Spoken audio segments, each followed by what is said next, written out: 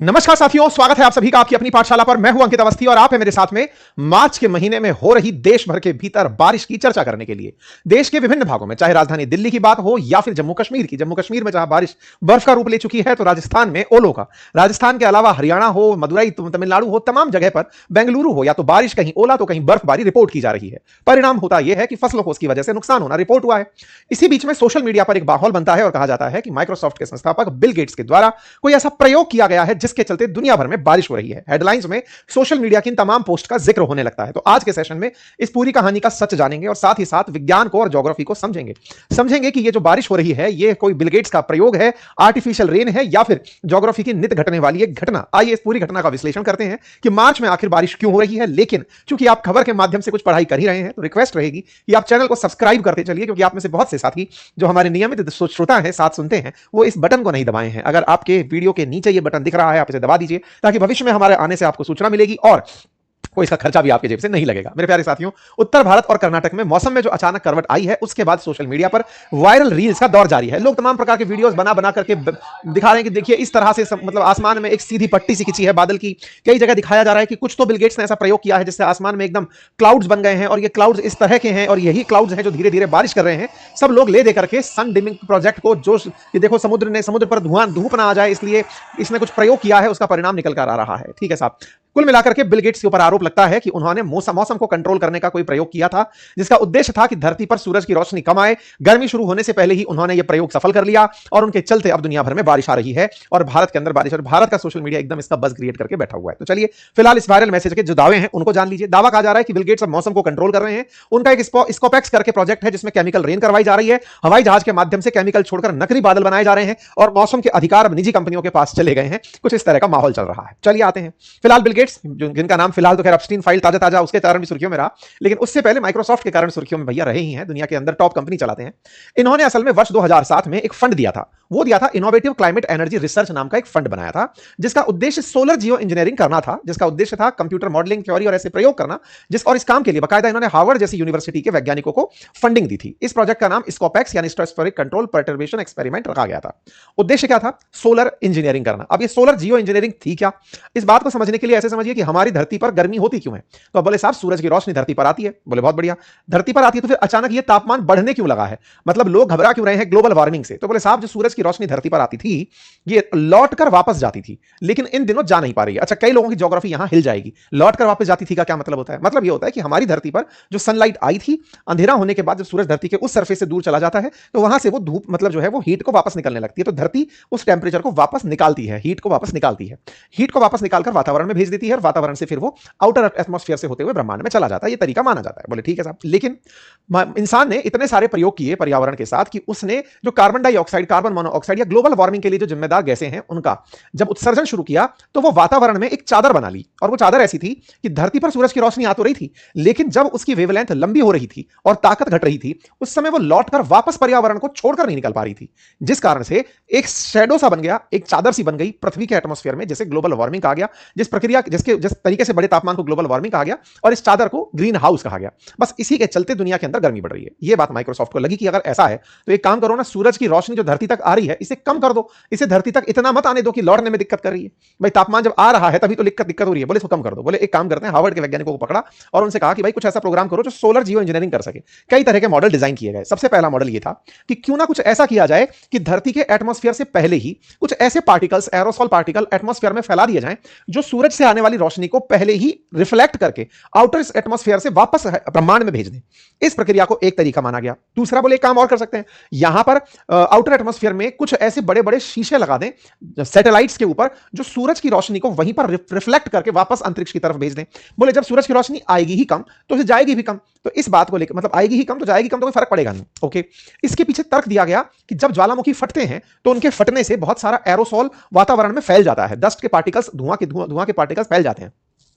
उनकी वजह से सूरज की रोशनी धरती तक नहीं आ पाती, और जब नहीं आ पाती तो कूलिंग होने लगती है, धरती ठंडी होने लगती है। तो ग्लोबल वार्मिंग का अपोजिट है ग्लोबल कूलिंग। अगर धरती पर रोशनी ही ना आए तो धरती ठंडी होने लगेगी। तो बोले चिंता किस बात की, खूब प्रदूषण फैलाओ, सूरज की रोशनी को कम रखो, टेंशन की बात नहीं है। इस सोच के साथ में ये स्ट्रेटोस्फेरिक यानी कि समताप मंडल के अंदर एरोसॉल छिड़कने की योजना का कार्यक्रम शुरू किया गया। तो धरती का जो चारों तरफ वायुमंडल है, इस वायुमंडल में ऐसे पार्टिकल्स को छोड़ा जाए जो सूरज की रोशनी को आसमान में ही वापस भेज दें। इस काम को करने के लिए कई बलून्स का, कई जहाजों का इस्तेमाल किया जाए, ताकि इनकी वजह से सूरज की रोशनी आसमान के भीतर भीतर रह जाए, मतलब एटमॉस्फेयर के बाहर ही बाहर रह जाए। ठीक है साहब, ये उनका विचार था जब उन्होंने ये काम शुरू किया। ऑब्वियस बात है, जब दुनिया में चिंता हो रही है ग्लोबल वार्मिंग की, कि तापमान बढ़ रहा है, तो वैज्ञानिक ने दिमाग लगा लिया, बोले ठीक है घटाने का सिस्टम कर लेते हैं। तो उन्होंने ये आइडिया लगाया। लेकिन इस आइडिया के साथ चूक क्या थी कि साहब ये कार्यक्रम जहां आप चाह रहे हो वहां हो गया, लेकिन वहां पर प्रदूषण इतना ज्यादा बढ़ गया कि ना तो तापमान में कमी हो पा रही है और ना ही प्रदूषण। तो इसके घातक परिणाम ज्यादा सामने आ सकते थे। तो रिसर्च होना इस पर बाकी था, इसको लागू नहीं किया गया। कई प्रयोग किए गए कि अगर ऐसा कर दिया जाए तो कैसा हो। इसके पीछे वोल्केनो वॉच ने एक पिना ट्यूब इफेक्ट का चर्चा की, जिसमें ऐसा कभी 1991 में रिकॉर्ड किया गया था क्लाइमेटिक इवेंट की सल्फर डाइऑक्साइड के इरप्शन की वजह से, जो कि लगभग 17 मिलियन टन थी, धरती का तापमान 0.5 डिग्री सेंटीग्रेड कम हो गया था। तो एक तरीका यह बना। दूसरा, बोले समुद्र से पानी के ऊपर ऐसे बादल बनाए जाएं जो कि चमकीले हों, और इस चमकीले बादल को बनाने के लिए कुछ विधाओं का उपयोग किया जाए, जैसे समुद्री नमक के कुछ सूक्ष्म कणों को आसमान में फेंक दिया गया। बोले उससे चमकीले बादल बनेंगे और वो बादल जो है वो सूरज की रोशनी को ऊपर की ऊपर रिफ्लेक्ट कर देंगे। कई तरीके कुल मिलाकर सूरज की रोशनी को धरती पर ना आने देने के बनाए गए, और इन तरीकों के कई प्रकार के प्रयोग किए गए कि भाई ऐसा कर दो, गहरे बादल बना दो, सूरज की रोशनी नहीं आएगी। फिर किसी ने कहा कि समुद्र आसमान के अंदर शीशे लगा दो, आसमान के अंदर ही बिजली मतलब सूरज की रोशनी लौट जाएगी ताकि धरती पर गर्मी ना आए। ये सारे प्रयोग थे, लेकिन इनकी वजह से धरती पर तापमान नहीं कम हुआ। प्रयोगों को निष्फल पाया गया, कई पर्यावरणीय चुनौतियां मिली, कई कार्यकर्ताओं की चुनौतियां मिली, सरकार की एक्सेप्टेंस नहीं मिली, ये प्रोजेक्ट नहीं चले। लेकिन बिल गेट्स की चर्चा चल रही है। बिल गेट्स की यह चर्चा 2021 में निकलकर आई थी कि ये ऐसा सोच रहे हैं, और 2024 के अंदर आई कि उन्होंने अपने इस प्रोजेक्ट को क्लोज कर दिया है। कुल मिलाकर के ये प्रोजेक्ट आज की स्थिति में नहीं चलता है। यह बात खुद दिसंबर 2025 में बिल गेट्स ने स्वीकार की कि भाई सोचा जरूर था, लेकिन हमने इसको एग्जीक्यूट नहीं किया, और हम सूरज की रोशनी को कम करने का कोई प्रयास नहीं कर रहे हैं। तो दावा जो था कि साहब इन्होंने बारिश को कम करा दिया है, वो गलत निकला, और वो बारिश करवा दी है, ये दावा गलत निकला। इस बात के अंदर कोई सच्चाई नहीं है। इनका प्रोजेक्ट बारिश कराने वाला नहीं था, इनका प्रोजेक्ट सूरज की रोशनी को कम कराने वाला था, वो भी इन्होंने मना कर दिया। तो साहब फिर बारिश क्यों हो रही है? तो देखिए, बारिश को लेकर के तो पहले ही हमारे देश में कई चर्चाएं आर्टिफिशियल रेन से संबंधित रही हैं। दिल्ली में भी क्लाउड सीडिंग के माध्यम से बारिश कराने की चर्चाएं अपन ने सुनी है। राजस्थान के भी कई सेशन मैंने खुद ने किए हैं कि क्लाउड सीड करके सिल्वर आयोडाइड डाल करके आसमान में जो भी थोड़े बहुत बादल हैं उनको इकट्ठा करके बारिश करवाने की सिल्वर आयोडाइड का प्रयोग बहुत चल रहा है। लेकिन आज के दौर में जो आज बारिश होती हुई आप देख रहे हैं, इसका क्लाउड सीडिंग से भी कोई लेना देना नहीं है। मार्च में जो ये बारिश हो रही है, जनरली हमारे देश में ये जनवरी फरवरी में होती थी, और इसी बारिश को पश्चिमी विक्षोभ यानी वेस्टर्न डिस्टर्बेंस कहा जाता था। ये जब मैदान में रहती थी तो बारिश, और पहाड़ों पर जब ये गिरती थी तो बर्फ के रूप में गिरती थी, क्योंकि लगभग 165 मीटर हाइट चलने पर 1 डिग्री सेंटीग्रेड तापमान कम होता है। तो पहाड़ तो हमारे यहां पर 8-8 किलोमीटर ऊंचे हैं, तो वहां पर यही बारिश बर्फ बनकर गिरती थी। तो जनवरी फरवरी के अंदर अक्सर वेस्ट की तरफ से, पश्चिमी विक्षोभ की तरफ से आई हुई जो बारिश होती थी, वो इसी तरह से उत्तर भारत में हाल पैदा करती थी।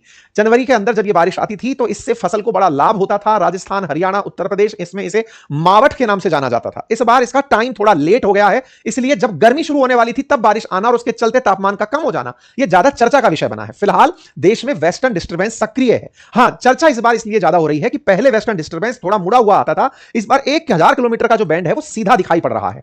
इस वजह से इसकी चर्चाएं ज्यादा हो रही हैं। साहब ये होता क्या है? होता कुछ नहीं है। हमारे अंतरिक्ष में, हमारे वायुमंडल में बहुत सी हवाएं चलती हैं। आसमान में हवाओं का दौर इस तरह से होता है कि धरती से उठी हुई जो गर्म हवा है जब वायुमंडल में पहुंचती है तो वापस वायुमंडल पर नीचे आने के लिए गोला काट रही होती है। ज्योग्राफी में इस घटना को मतलब बाकायदा जेट एयर्स के माध्यम से पढ़ा जाता है कि किस तरह से एयर्स का फ्लो बनता है। फिलहाल के लिए आप ऐसे समझिए कि धरती के ऊपर वायुमंडल में बहुत सारी हवाएं एक लाइन में बह रही होती हैं, उन्हें जेट स्ट्रीम कहा जाता है।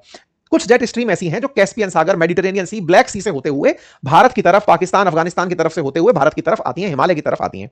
ये अपने साथ में मेडिटेरेनियन यानी भूमध्य सागर का, कैस्पियन सागर का जो जल है उसको भाप बनाकर लेती आती हैं। बस उन्हीं के चलते इसी पर्टिकुलर सीजन में, ये ज्योग्राफी की प्रॉपर एक घटना है। हमारा जो फाउंडेशन बैच है ज्योग्राफी का, जिसको हमने पढ़ा रखा है अपनी पाठशाला एप्लीकेशन पर, उसमें डिटेल में बारिश क्यों आती है, मानसून क्यों आता है, जेट स्ट्रीम्स कैसे बनती हैं, ईस्टर्लीज क्या होती हैं, वेस्टर्लीज क्या होती हैं, किस तरह से कॉरियोलिस फोर्स काम करते हैं, सब पढ़ाया हुआ है। लेकिन फिलहाल आम बोलचाल की भाषा में इतना समझिए कि यहां से आई हुई जो पवनें हैं जो इस तरफ पश्चिम की तरफ लौट रही हैं, उनके साथ में पानी भर भर के आ रहा है और वो मैदानों में बरस रहा है। ठीक है साहब, चर्चा केवल इस बात की कि थोड़ा समय लेट हो गया है, और दूसरा तुलनात्मक रूप से पिछले बारों की तरह ये ज्यादा घूमते हुए ना होकर स्ट्रेट दिख रहा है। स्ट्रेट दिखना लोगों का चर्चा का विषय बना हुआ है। ठीक है साहब, तो बारिश कुछ भी असामान्य नहीं है, ऐसे ही आती थी, पहले भी आती थी, अभी भी आ रही है। तापमान के अंदर परिवर्तन है जो कि पर्यावरणीय परिस्थितियों की वजह से होता रहा है। तो फालतू की सोशल मीडिया पर रील देखने से बचिए, ज्ञान जो है वो पढ़ने से लीजिए। अगर आप वो ज्ञान लेना चाहते हैं तो डिटेल में पढ़िए। जीएस फाउंडेशन में मैंने कंप्लीट एनसीईआरटी पढ़ा रखी है, हिस्ट्री, ज्योग्राफी, पॉलिटी, इकोनॉमी की। अपनी पाठशाला के एप्लीकेशन पर आज ही जाइए। अगर नहीं पढ़ाने में इंटरेस्ट है, किताब पढ़ने का मन है, तो हमारे नोट्स मंगा लीजिए, वो भी हमने पिन किए हुए हैं आपके कमेंट बॉक्स में, आप वहां से उन्हें निकाल सकते हैं। ठीक है साहब, चलिए फिलहाल के लिए इतना ही। अपना ख्याल रखें, बहुत बहुत धन्यवाद।